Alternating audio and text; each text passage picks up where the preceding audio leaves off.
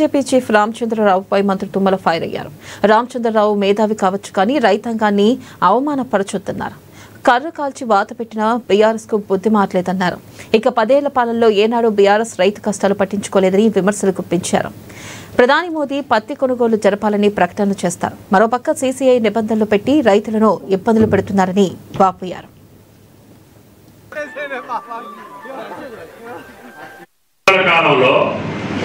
మీరు మార్కెట్ కమిటీకి వెళ్ళి రైతు బాధలు పరామర్శించిన సందర్భం నేను చూడ. మా పెద్దోడు చెప్తారు, నాకు తెలియదు కానీ తీత పెట్టని ఒకటి ఉంటుంది. అది రైతు కాళ్ళు ఇట్లా పైకి పెట్టి పండుకుంటుంది. ఏంటి అనుమానం వచ్చింది, అందరూ మామూలుగా పండుకుంటారు కదా, నువ్వేంటో కాళ్ళు పైకి పెట్టి పండుకుంటావు అని అడిగారు.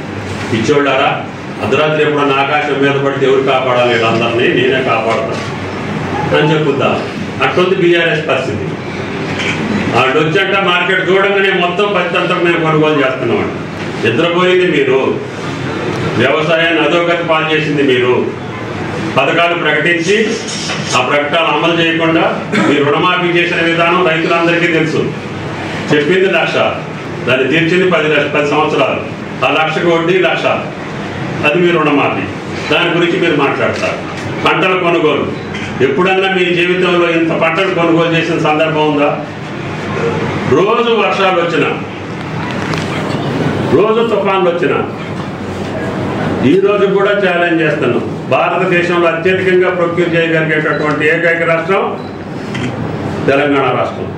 మీ అందరికీ కూడా మీరు చేసినటువంటి నిర్వాహకం వల్లే మిమ్మల్ని నిలదీశారు, మీకు కర్రు కాల్చి వాత పెట్టారు, మిమ్మల్ని ఇంట్లో పండుకోమన్నారు. అయినా సరే బుద్ధి లేకుండా మళ్ళీ అదే అంశాల మీద తగుదినమ్మా అది మర్చిపోయి ఉంటారని చెప్పి మా మీద బురద చల్లాలని ప్రయత్నం చేస్తే అది మీ వల్ల కాదు అని చెప్పి తెలంగాణ ప్రభుత్వం చెప్పదలుచుకుంది. ప్రతి దానికి మూల కారణం మీరు. ఆ రోజు ధాన్యం కొనుగోలులో 1000 కోట్ల